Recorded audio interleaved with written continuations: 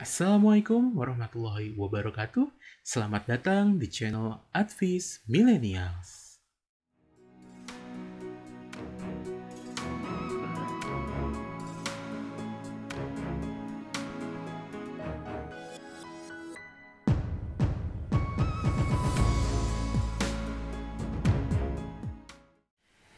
Bagi yang baru pertama kali di channel ini, perkenalkan nama saya Raffi Ahmad Razak, ST, MAB, AWP, QWP, AEPP, WMI.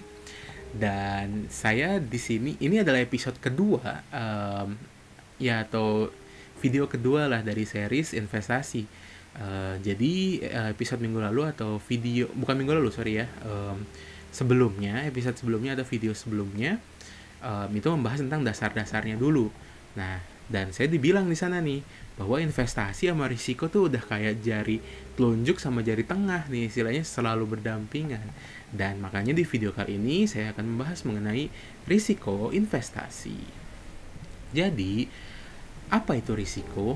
Risiko dapat diartikan sebagai suatu keadaan ketidakpastian, di mana jika terjadi suatu keadaan yang tidak dikehendaki, dapat menimbulkan suatu kerugian. Gitu. Jadi risiko itu adalah kerugian yang nggak pasti gitu. Wow, udah rugi nggak pasti. Ini menakutkan gitu ya. Dan tapi memang itu sudah alami, akan pasti ada. Apapun tindakan yang kita lakukan itu pasti ada risikonya. Dan apalagi investasi. Semakin kita menanamkan modal kita di investasi yang memberikan return atau keuntungan yang tinggi, ya tentu pasti risikonya juga tinggi kayak gitu. Nah, jenis-jenis risiko dalam investasi itu ada dua. Ada namanya risiko sistematik dan risiko non-sistematik. Jadi karakter risiko sistematik itu, risikonya itu mempengaruhi semua efek. Risikonya tidak dapat dihilangkan dan risikonya tidak dapat dikurangi atau dikontrol. Nah, ini juga ada yang bilang risiko sistematik ini adalah risiko pasar, yang artinya yang mengendalikan dia adalah kondisi ekonomi kita secara makro. Jadi kita nggak bisa ngendaliin tuh. Bahkan mungkin bandar sekalipun nggak bisa ngendaliin ini, kayak gitu.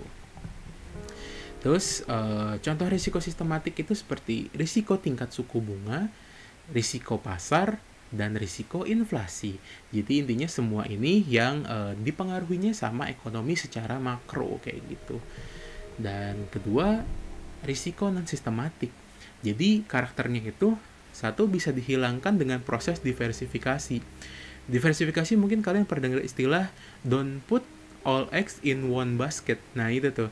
Jadi jangan naruh semua telur di satu keranjang. Kenapa? Kalau keranjangnya jatuh, pecah semua telurnya kayak gitu loh. Nah, makanya proses diversifikasi itu penting untuk mengurangi atau bahkan menghilangkan risiko non sistematik kayak gitu. Terus juga itu tadi bisa dikurangi atau dikontrol, dan unik untuk saham dan industri karena risiko non sistematik ini juga dipengaruhi oleh tren industri. Contoh kasarnya itu seperti pada saat pandemi seperti sekarang, justru industri farmasi atau industri kesehatan sahamnya tuh pada naik gitu istilahnya, karena memang justru kita jadi lebih butuh kayak gitu, makanya nilainya naik kayak gitu. Dan contoh risiko non sistematik itu ada risiko bisnis, risiko finansial, risiko likuiditas, risiko nilai tukar mata uang, dan risiko negara.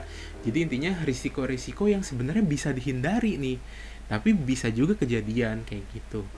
Kalau yang sistematik tadi nggak bisa sama sekali kita hindari karena dia dari makro ekonomis gitu, sedangkan kalau ini mikroekonomi kayak gitu. Oke, mungkin segitu aja kali ya untuk penjelasan mengenai risiko investasi. Mudah-mudahan kalian suka video semacam ini. Like jika suka video ini, share ke sebanyak mungkin orang agar literasi keuangan masyarakat Indonesia semakin meningkat. Saya juga senang nih kalau misalnya Indonesia tuh semakin bagus gitu istilahnya, pengetahuan keuangannya kayak gitu. Dan juga subscribe channel ini untuk konten-konten seperti ini. Terima kasih telah menonton. Nama saya Raffi Ahmad Razak. Pamit. Assalamualaikum warahmatullahi wabarakatuh.